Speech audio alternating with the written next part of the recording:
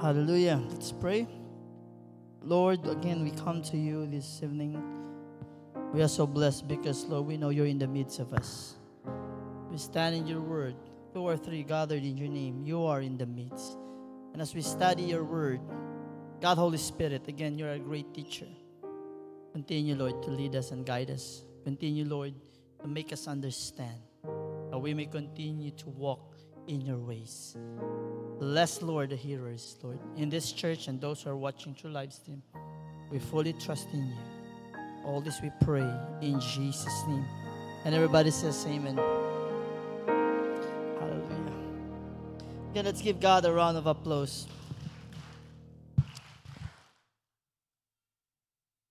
Like I said last time, I'll sharing last Tuesday was the half of what I'm going to share.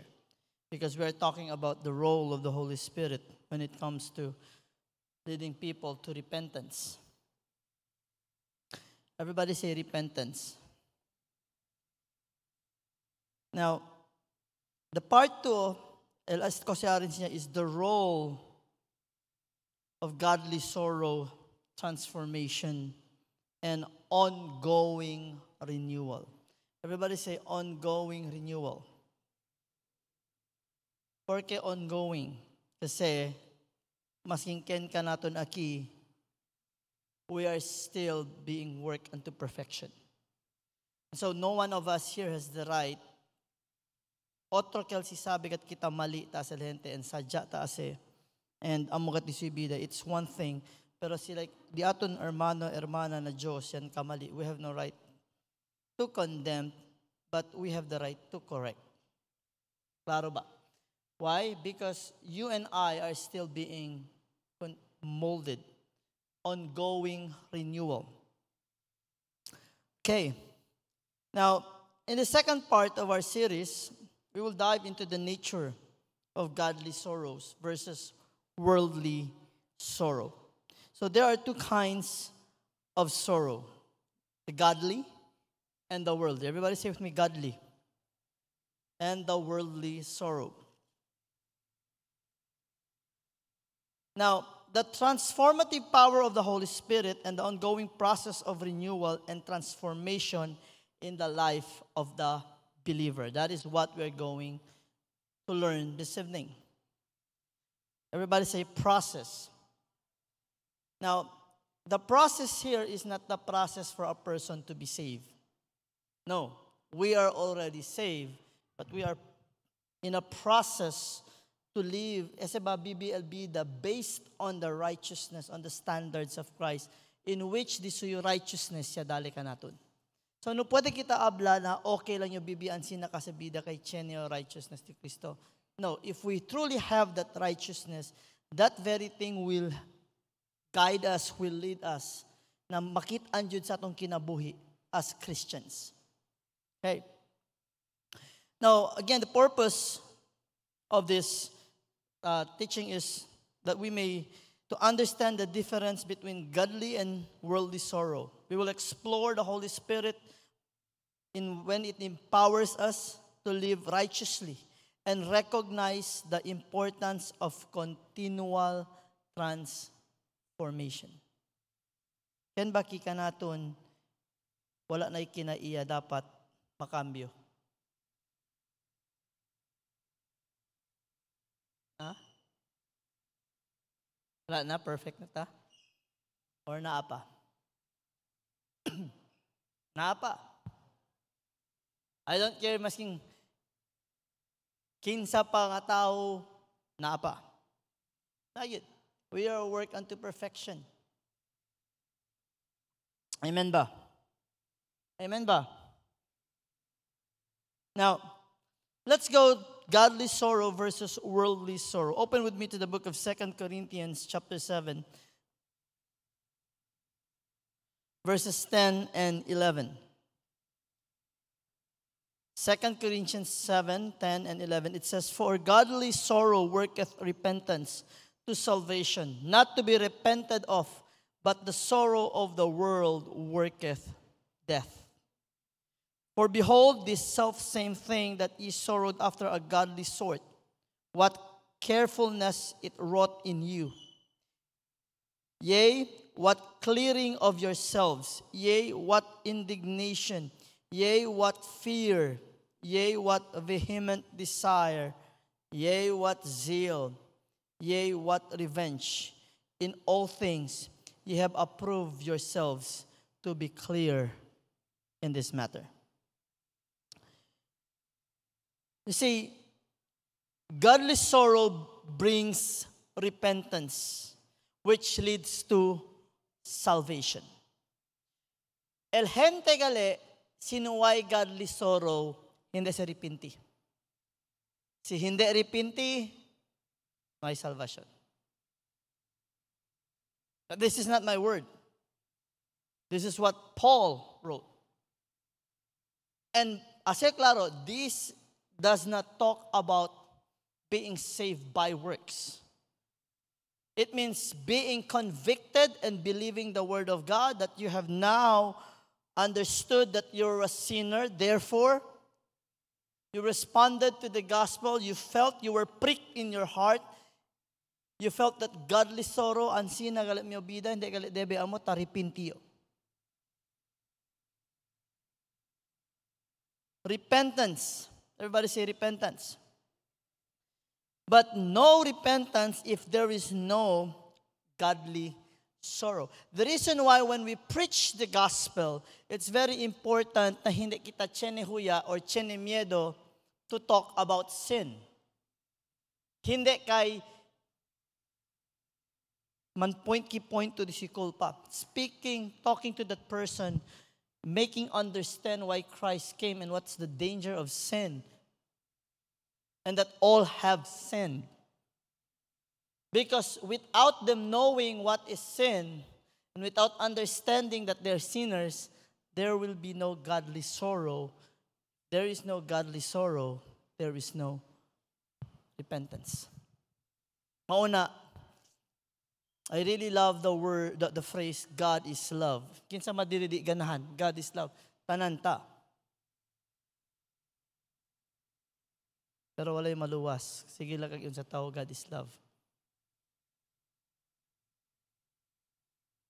Because ang maluwas, whosoever believes in Him. Kiyan, remember Eldemia message about the exclusivity of the gospel in which it makes it offensive. And the reason why it becomes offensive, it's because the gospel will really point sin, will expose sin. That people will have that godly sorrow that will lead them to repentance, that they will gain salvation. Paul distinguishes between godly sorrow, which leads to repentance. Now, change your question. What happened na dito bida kung dito to godly sorrow? How many of you here, you sorrow si tan kamalito? Yes or no? Si tan kamalito, alegre pa ba to? Ay, jalo lang. Perdon na lang mga si Lord. Okay lang, kel. No ikel problema. Ansina ba kita?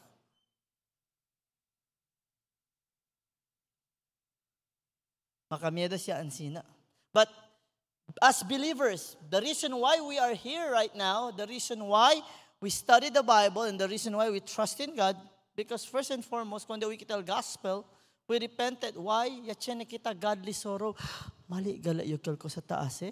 Kabar chene el otro, nuay man gana yura, pero grabe el di ila. Lord, pardon na kami. El otro yura, Lord, kabi makulpa. Those are godly sorrows. It leads to salvation, which brings eternal life. On the other hand, worldly sorrow does not lead to eternal life.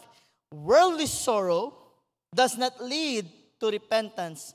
Worldly sorrow does not lead to life. It leads to despair and death. It leads to despair and death. Chenebes taliga na self-pity. You know, when you are in problem and you don't cry to the Lord, Our tendency to to self-pity. And then you start to be sorrowful. Takeda to depress. And you know that there are times, even though you admit that you are wrong, worldly sorrow is always a remorse, not a repentance. Just like Judas. May naripinti. Peter, on the other hand, repented. Both of them felt that sorrow. They felt the guilt. El difference, el uno repenti.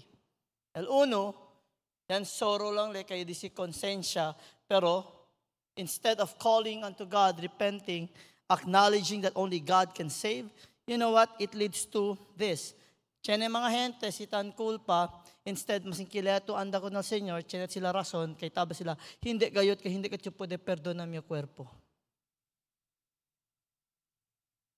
Like, el just na pwede. And so, the difference between godly sorrow and worldly sorrow is this. Godly sorrow leads to repentance. Worldly sorrow leads to despair and death.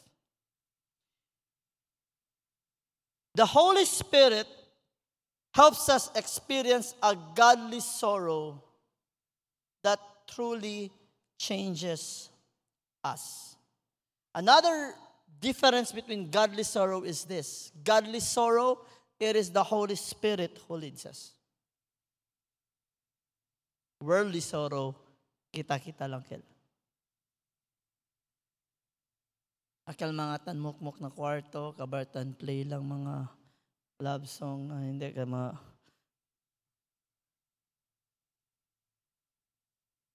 kabarya di sidiya lang man. You know, this is something we need to understand. And one reason why people need the Lord. Because in spite of having sorrow, it leads to a transformative life. Why? Because of the Holy Spirit. Basta we will repent. It changes us. Godly sorrow leads to repentance, which leads to salvation, which leads to a change of way of life. A transformed life. Why? Because of the power of the Holy Spirit. Only those who believe. How many friends do we have? Yachene problema, and you share them about the gospel, na until this time, they are still in deep sorrow. Manada rason. And then, abalang ko di hindi, kita ka lang man tamin siyempre kunal Diyos. Pero really, them not believing in God. And there is no a change of life.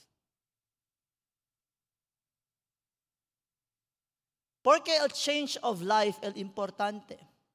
Because sorrow here does not speak about sorrowing about your problems. This is a godly sorrow that you sorrow because you have sinned against a holy God. Nga nakasala ka sa Ginoo.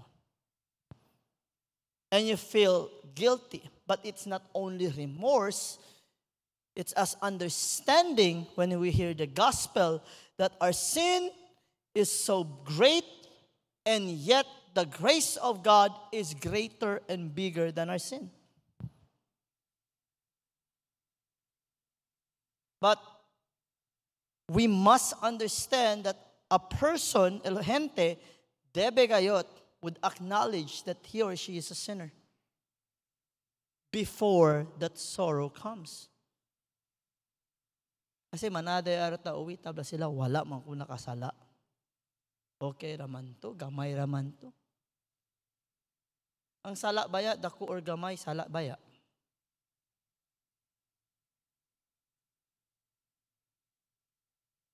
Now, ken ka ustedes ki na di ustedes bida that you can see really the difference. And you have regret ustedes di ustedes vida antes. That's the reason why you are changed right now. Yes or no? And here's the clear, we were changed not because of our strength. We are changed because of the power of the Holy Spirit and the grace of God. But the reason why we are not the same, it's because of this. Now, we are not proud of our old life, but even though we can use it as a testimony of how God changed us. That is godly sorrow that led to repentance, that led to salvation, that led to a transformed life. And there are things in our life today, and the reason why we are not, siguro we are work unto perfection, yes, but there are things that in our life today that God is trying to remove, that God is showing to us. And the reason why di pa nato mabuyan, it's because we don't sorrow about it. Like, sometimes we don't look at it as sin. Sa tiyan mas tabla pa kita, tan rason pa kita, hana namang yun ko.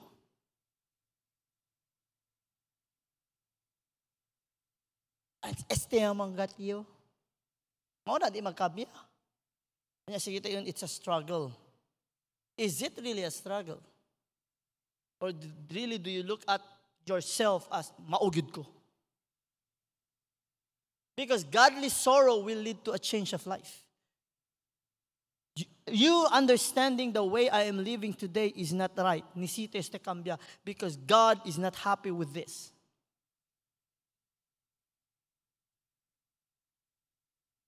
Now, I would like to encourage everyone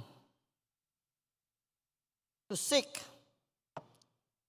in a genuine way that transformative sorrow that aligns with God's will and leads to true repentance. Amen ba? Amen ba? How many of us here, sige lang tagingon, ugma, mamata na gyud ko, kaya magbasa ko Bible. Pagka-ugma, namata alas 9 gihapon. Nya, namata na alas 9, imbes giuna ang Bible, giuna ang iyan. Nga naman, kay gutom na kaayo ko. And then, ugma na pod balik. Ugma na pod balik. And then, walay na hitabo. Ay, okay raman na, makasabot, di man ko ma-impyerno kung di ko makabasa ng Bible. You know, yes, this is not something that is what they call immoral.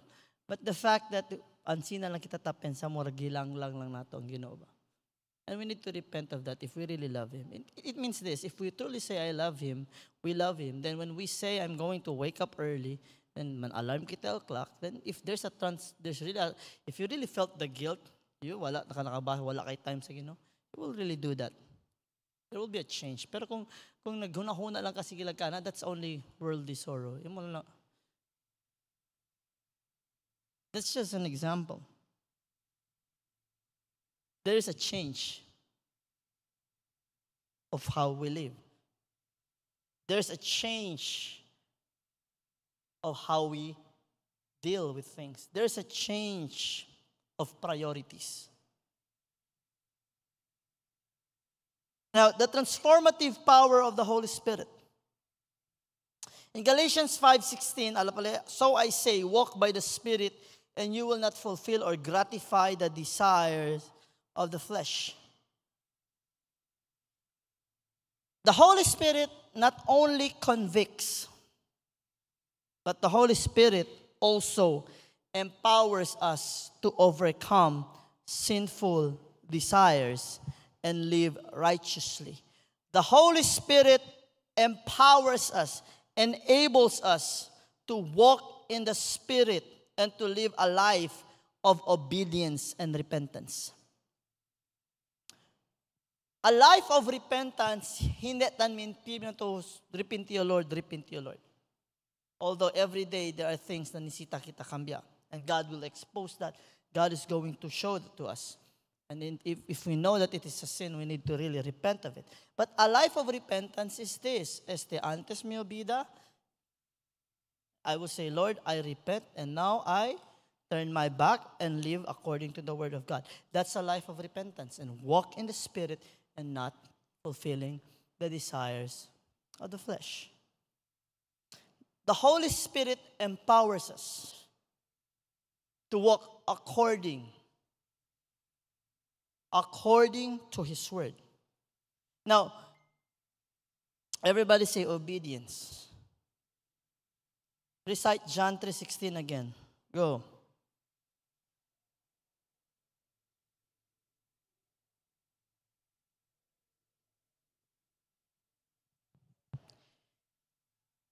Pastor, wala may obedience dito. Ang giingon man believe. So okay lang bisag di ko nagtuo man ko, di ko mo obey. Again, obedience is the byproduct of believing in Him. Now, when we say obedience, we now obey Him not because to be saved, because now we are saved because we believe in Him. And as a saved person, we now believe in His Word, thus obeying His Word, living according to His Word. That's why when we read the Bible every day, the Holy Spirit not only convicts, not only teaches us, but empowers us. Porque man, here's what the Holy Spirit will do. When we study the Bible, He is there to guide us. When reading the Bible, He is there to guide us. He is there to teach us.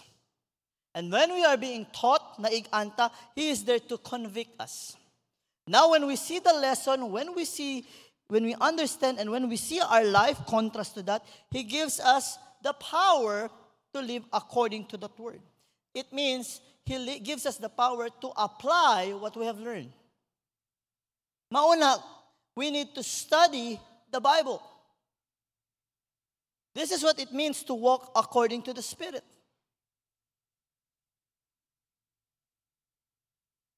Hello? Dili kay di na mo kailangan magbasa ng Bible. And I know there are churches that says, it's not kono, pero there are churches that says na hindi na daw kailangan. Basta, sabi lang to salbaw to, okay ito. How can we delight ourselves in the Lord? The Bible clearly says in Psalm 1, basta tabla na Psalm chapter 1, blessed is the man that the counsel of Negani, though stand the way of sinners, nor seated in the sin of. And then, next. His delight is in the porkakal una. Why? You need to delight in God's word first in order for us to live a life that is God-pleasing. We cannot live a life that pleases God if we do not know His word. And so, the Holy Spirit not only convicts but also empowers us to overcome sinful desires and live righteously. Walking in the Spirit enables us to live a life of obedience and repentance. And you know what this means? It means this, to live a free life. Because where the Spirit of the Lord is, there is liberty. It means free from the bondage of sin, not free to do whatever you want to do. Na namang grasya, bisag unsaon na ng pagkinabuhi. Dili na mao ang ginaingon. How many of you here ang aquel tabla de ustedes weaknesses antes, you don't even think about it anymore? How many of you here na sa una you have been praying, Lord, quitaste conmigo, and because the Holy Spirit empowered you, you are now free from those things? Na-free ba mo?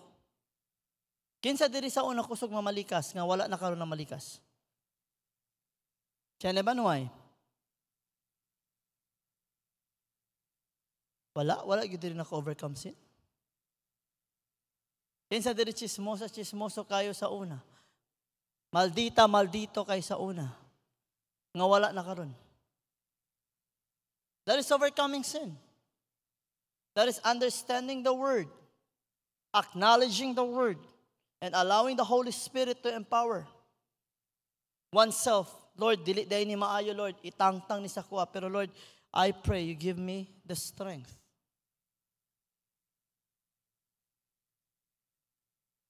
Always rely on the Holy Spirit in your daily lives. That's the reason why, Pastor, gaampo ra ko kung gabiin na ka nang gikan trabaho, kay muuli naman kapoy na dito na ako mag-pray. Kay buntag manggod busy. Again, you don't drink your multivitamins during at night. You drink it in the morning para you will be protected man daw, para boost daw imong immune system. Yes or no? The reason why it's important to pray and be in the presence of God early in the morning. Why? To boost up also our immunity. Na ready kita si kosa man tira ka naton. Rely on the Holy Spirit. In every day, kada adlaw, always rely on God, Holy Spirit. Not only for daily lives, but seek Him. Seeking to live in continual repentance and obedience. Not to be hard on yourself, but to be honest. Kung nagkamali. Na every time mag-pray, magabi, Lord, pasaylo ako, Lord, nagkamali ko. Naama ko na buhat, dili maayo. Unya ko naamay kinaiya, Lord, ipakita sa ako para ugma. Mas tarong akong kinabuhi. Dili kay Lord, katuba akong bisinos, kambay, kay dili man gud siya pareho sa ako, Lord, buutan kayo ko siya, dili man. Usahay man gud. Chenebes tare sa kita, dola kang na makita kulpa, dola tel diaton bisinos, ben makulpa ya gayot. And Chenebes, ben we love to point fingers at others, and then Bibigyan kita, hindi, maugin niyang kinaiya, maugin niyang kinang-iya.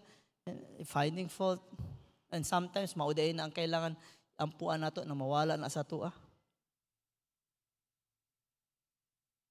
Like, always remember, brothers and sisters, every time we spend time with the Lord, it's between Him and God and us. Now, if there are issues you need to pray for that. But don't act as if, just look at how Moses and others when they pray, and mga prophets antes. Culpa del nación, cosa le habla, we. Pasabi ba si Moses, Lord, sige Lord, mi nombre lang to bura.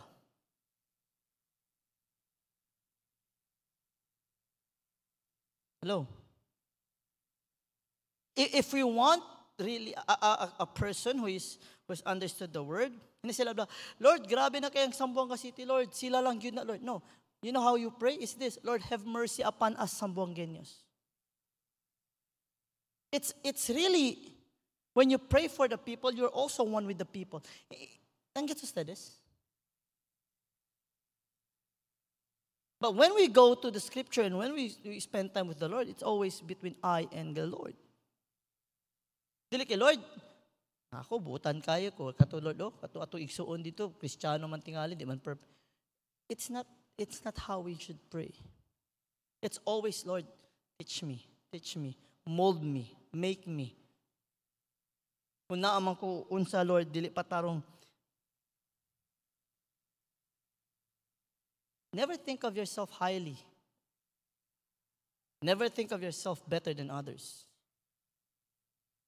As a matter of fact, we need to always think that there are people better than us. Amen ba? Amen ba? Mao na matingala ko mga uban tao. Kristiyano naman ko, wala naman kung si surrender. Sure ka? Kaya kung wala na kay surrender, perfecto na ka. Dili kay surrender naman akong yes, you have surrendered your entire life. No question about that. You have given your time, your effort, gihatag na nimo. No problem. Here I am, Lord. I surrender myself. But even though we have surrendered ourselves, there are things in our life that needs to be changed. And those things must be surrendered also. Hello? So it's a continual process. Not a process to be saved, but it is a process for us believers that we may reach the standards of righteousness, live according to the Spirit, Because the righteousness that we have was given to us as a gift, as a sign of grace. Not to live that to have paraman. Unlike others, they teach you need to live a good life to na ay merit para na kay grasya. That's wrong. No, God has given us the grace. There's no merits. The righteousness that I have is full because it is the righteousness of Christ. It is not half, it is not 1/4, it is full. I have the righteousness of Christ. But what I need to do is to be able to learn to live according to that righteousness. That's the reason why we continue to study. That's the reason why we continue to rely on the Holy Spirit. That's the reason why we ask for the power of the Holy Spirit that we can manifest the fruit of the Spirit. We build up our faith. Hello? Kasi, ang nakitaan ay na Ephesians, just for a while. Baka I'll be the... And these two verses, what may problema ki? We always use this, right? Ephesians 2:8 and 9. For by grace are ye through, and not that of yourselves. It is the gift of God, not of works, lest anyone should boast. Praise the Lord. We are saved by grace, not by works. But listen to the next line. For we are His workmanship, created in Christ Jesus unto good works, which God hath before ordained that we should walk in them. Here's the problem. We are corrupt. It's hard to walk a life of royalty if you are not part of a royal family.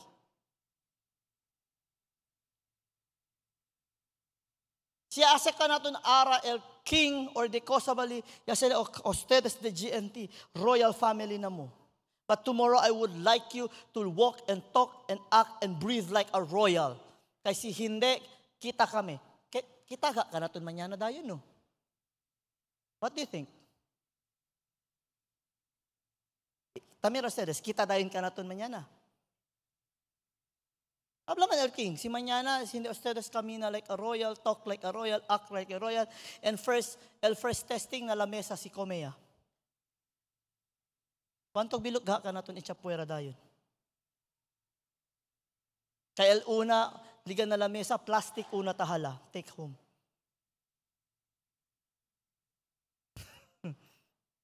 Like, na royalty, hindi se pwede.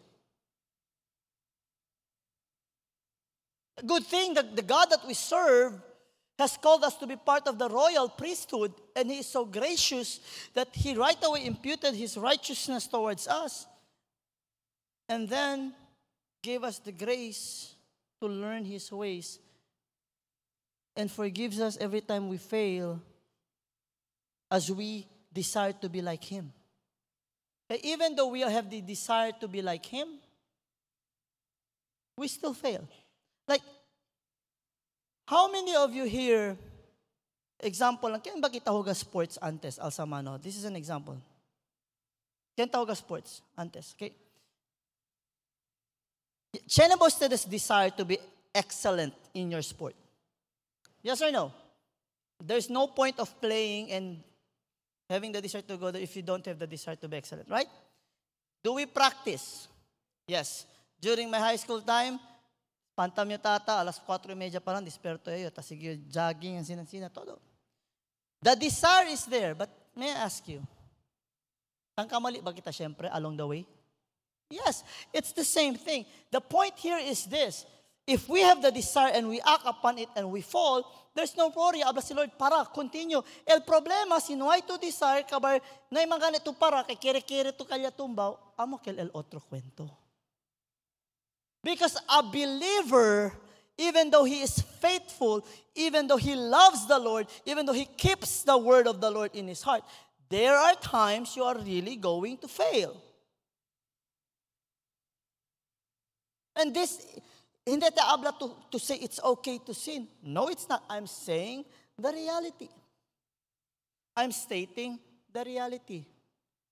May I ask you now, can ki in love gat kun Lord, Alsamano? In love gat Lord, no man huya, can get in love ki kun Lord, Alsamano? In love con Lord. Okay, may alza mano. Nang kamali ustedes, since in love ustedes con Lord, may pa. Pero this year, hindi ustedes in love. The difference, klaro ba? There is a desire to please God. That's the reason why every time you fall, there is what? A godly sorrow.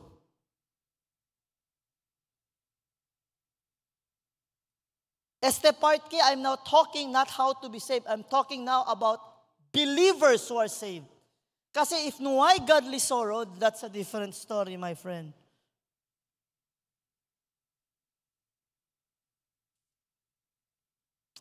That's why I challenge everyone to rely on the Holy Spirit's strength in your daily lives. Continual renewal and transformation.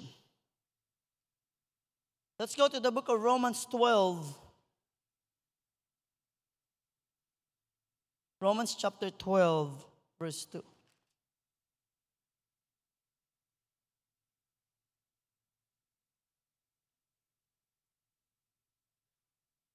It says here, be not conformed to this world, but be ye transformed by the renewing of your mind, that ye may prove what is that good and acceptable and perfect will of God. In other version, it says that you will be able to test and approve what God's will is, His good, pleasing, and perfect will.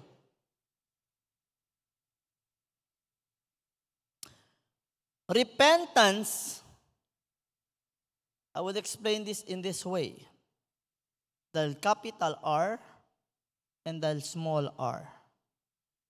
Repentance that leads to salvation, akal first gayot, that's the capital R.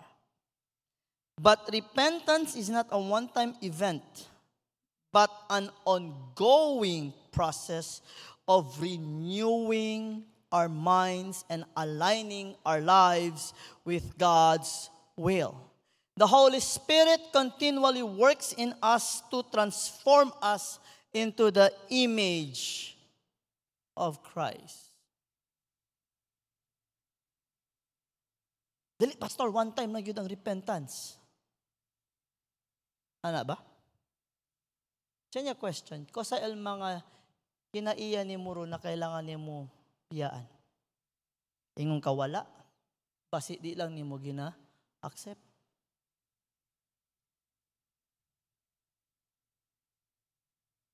Again, repentance is not just asking for forgiveness. Repentance is shunning away from the old lifestyle you have.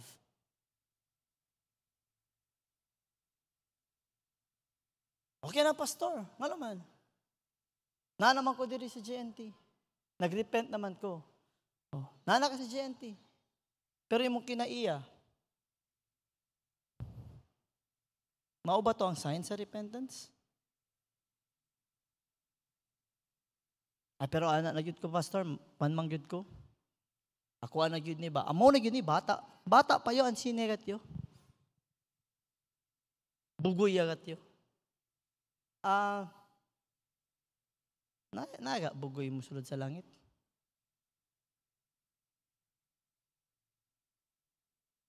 King granda kasi Pastor, malbo ka todo na kasa. Pero expression ng mangkel. And that's the reason why hindi ta kambya, kay hindi to tamira ko nila malo, tapen sa to expression lang le. Maskin malo yale. And that's the reason why we don't change. Like, try to, later ligaw steps na kasa, no? Try to reflect. And what are the things, there are times you do na tandos-dos to. Pero tiyan, basta kasi lang to, hindi lang tutupon attention. You know why? Because the Lord is trying to convict you and say, hindi si amo ko sa tutaas eh.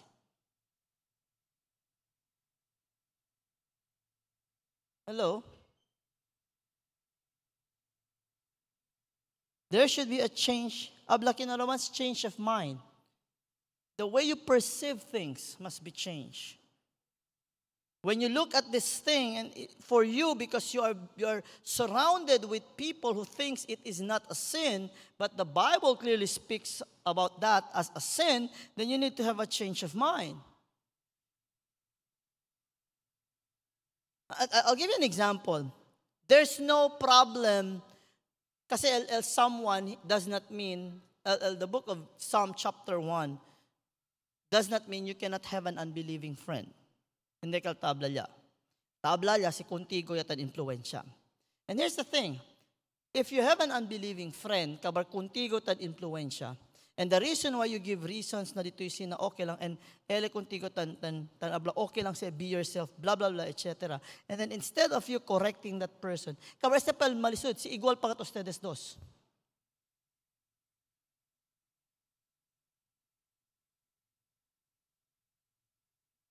Siya na ba change pa sa? I don't think so. There will be no renewness of mind. And siya na ba si hunto to naman sina gente? Taulbi dato ko sa tablal palabra di Lord. Yes or no? You know what's worse? Estel sakit naman na Kristiyano. Mali iya. Sabi to ko sa ase, man-justify pa, porke man, pamilya man, anak man. So, sino otro kaya, negat kal pwede, kay cool pa se. Pero kay since pamilya man, sige lang.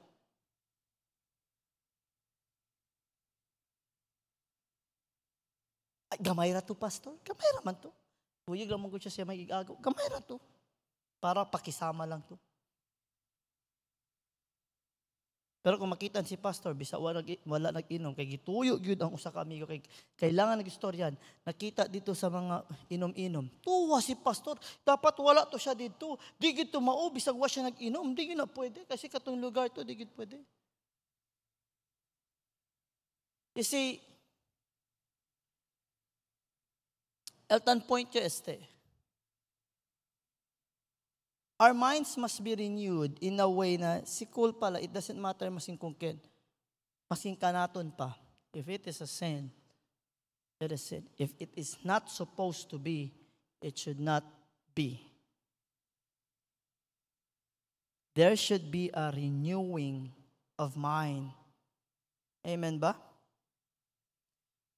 Repentance is not a one-time event but an ongoing process of renewing our minds and aligning. Everybody say aligning. Kaya disir ase pangayot, in line with the Lord. Okay, aligning our lives with God's will. The Holy Spirit continues to work in us, transform us into the image of Christ. Kinsa diri sa inyo sa una mainitin ang ulo? Poko lang menyada.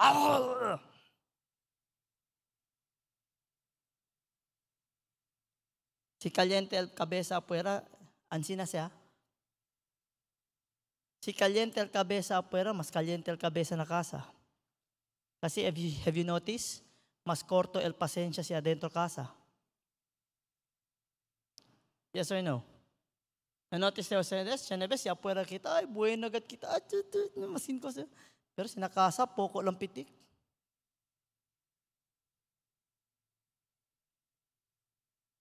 Ken ki ara hindi na ansina. Ken ki ansina antes. Ara hindi na. No, manuya, asa mano. If you are really changed, you will not be ashamed. Why? Because you are now testifying of what God has done to you. There is a change in behavior. There is a change in your attitude, in your behavior. Why? Because it affects our daily life. It affects our spiritual growth.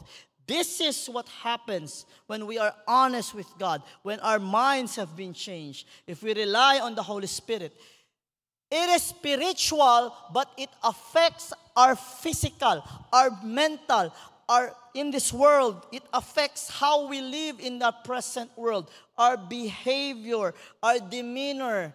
The way we speak, we now speak with grace. Hindi na sitang kwento kita dol, pimi kita ta si barahente. Pero sa manada ka no tarabya, kasi kita rason, mauna man yun ni, ani naman yun kumo istorya. Then it needs to be changed. Hello? Abla ka na, change yun kaya bla bla, kasi hindi daw pwede man correct. Kasi tarabya, it's not the correct thing itself is bad. It is how you say the correction actually. We can correct the same person, kabar kuntigo yarabya, kay dito yung ablada, instead of encouraging that person, dito yung ablada kunele, dol akilali murderer. Tiyanebe, si korekta pa, insulto pa. I mean, the way we speak, Gabriel Bible, seasoned with salt. The way we speak must be spoken with grace. That even the very sinful person, when you speak, would be encouraged na kambiyayaw mo bida, kay maskin ang sinagalit, tiyan pa kumigo ta ama. Hindi kay, hala, grabe no, malente niya, pero yasagat na kumigo puntirya, kay binmalo kat yun. Insulta pa kumigo. Na embes dalala elbida di suyo kun Lord, yalan siya yalang le contigo. Yawi kal ustedes sa cuenta del pari. Kailan da kunele. Tuktok an sinom. Abrile. Masangre kat el gente, tagar kutsilyo. Noon sa makadong. Nakapatay ko, Father. Ano man? Naglalis mi sa akong kauban. Kung sa minyo gilalisan, pugson magyud niya. Ang unsa ba, na mauna, di gid ko mo to, gipatay na ako siya, kay ipugos gid niya sa kuha. Unsa lagi, kay naglalis man gud mi, ingon siya, naa daw Ginoo, ingon ko wala. Ikaw, Father, nagtuo ka na Ginoo? Ingon daw, Padre, sa una,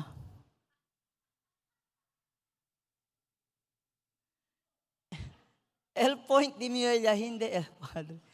There are times, it's the way we say it. Kasi manada yung uwi, yabla lang, kung din kwento kanila, ay mali gat gala yun. No? Pigunte, pa kamu arabya ko na ken. Hindi kasi pastor, el disyo ablado kumigo, dol di insulto ba? It's not the correcting that's wrong. It is the way you correct. No maablaan sine gat yo.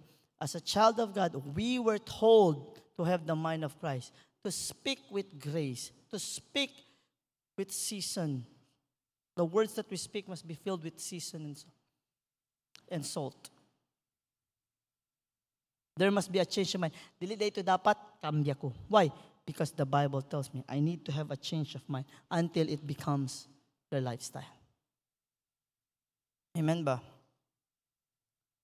And so I would encourage everyone to undergo or embrace ongoing surrender to the Holy Spirit when He works in your life. Why? Because it will transform your heart and your mind, and there will be a continual growth in faith, and it would be your priority. Amen ba? Let us all stand. Everybody say with me, I will embrace godly sorrow. I will allow the Holy Spirit to work in my life. You know, embracing godly sorrow, experiencing the Holy Spirit's transformative power, and committing to continual renewal are essential for a vibrant Christian life. The Holy Spirit's role is crucial in guiding us through the process. There will be no vibrant Christian fellowship if the individual's life is not vibrant. That's the reason why everyone, part the body of Christ, must have a Christian vibrant life. It means allowing the Lord to mold, allowing the Lord to prune. You know, prune and mold are two different things. El prun takurta, el mold transform. Pero in the way of molding, there are times nisita kita. And there are things, who would agree with me? Let's be honest. Young, old man too. Nebo man to na iglesia or tarda. How many of us here that you know there are things in your life that God, it needs to be changed or it needs to be removed? Yes or no? It doesn't mean you're not saved. It means this. God is working in our life to reach the standard of the royal God. Hallelujah. I invite you to embrace the Holy Spirit works in your life, in our lives. Again, seek genuine repentance and pursue ongoing transformation and renewal. Praise the Lord, nagbago na ta. Amen. Kinsa sa inyo di malipay, ugma, you will become a better version of yourself compared to this day. And then the next day, a better version compared to who you are tomorrow. And then the next month, you will become a better version, far better version of who you are today. You know why? Because the work of the Lord is true and alive in your life. Continue to hold the hand of the Lord. You know, El Dos series, it provides us a comprehensive understanding of the Holy Spirit's role in leading us to repentance and in guiding us in applying these principles a daily life. Continue to hold the hand of the Lord. Continue to read the Bible. Continue to pray. Continue to seek the face of God. Continue to delight yourself in the Lord every day. Numabla karon okay na ugma dili na. Everybody say with me every day. Hallelujah. Before I pray, let's sing the song, He Holds My Hand.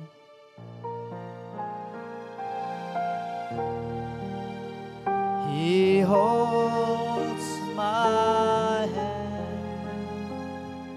Jesus holds my hand. Safely to heaven He leads the way. He is my keeper from day to day. He holds my hand. Jesus holds my hand. The road may be long. The road may be long, but my Savior is strong, and He holds my hand. Change my heart, oh God, make it ever true. Change my heart, oh God, may I be like you. May I be like you. Once again, change my heart, oh God. Change my heart, oh God. Yes, Lord, change our heart. Make it ever true. Change my heart, oh God. May I be like you. You are the potter, and I am the clay. Mold me and make me. This This is what once again, you are the potter and I am the clay. And you are the potter, I am the clay. Mold me and make me. This is what I crave. Change my heart, oh God. Make it ever true. Change my heart, oh God. May I be like you. Hallelujah. You know, if there's one thing we need to repent, all of us. Doesn't mean we are not saved, doesn't mean we don't believe in Him. But there are times taulbida kita. First is complacency. Takeda kita kumpiyansa. Second, we start to look and think that we are better than others, and sometimes we start to think that we are far good of a person compared to others. And one of the thing, one way to look at it, it might be correct because we have Jesus in us. But the problem is this, Chenebes, taginda kita ng otro linya. And we think that we are better than others because we are just really good people now. May I remind everyone, we are good because of the Lord who is in us. And if we are good, and I will make this statement clear, we don't go out and condemning people. Because correcting is not condemnation. Correcting comes from a place of love. But before we can correct others, we must allow the Lord to correct ourselves first. Hallelujah. And for that, we need to ask the Lord na mas akal ba, be filled with His love more. And we can only do that if we are truly overwhelmed with the love of the Lord. That whatever happens, whatever people say about us, the aton response is this: I still love you, brother. I still love you, sister. Hallelujah. Father, we thank you for this wonderful evening. We thank you for your word. Lord, a person who is filled by your Spirit, a person who walks in the Spirit, is a person committed to grow and mature every day. Is a person to be in love with you deeper every day.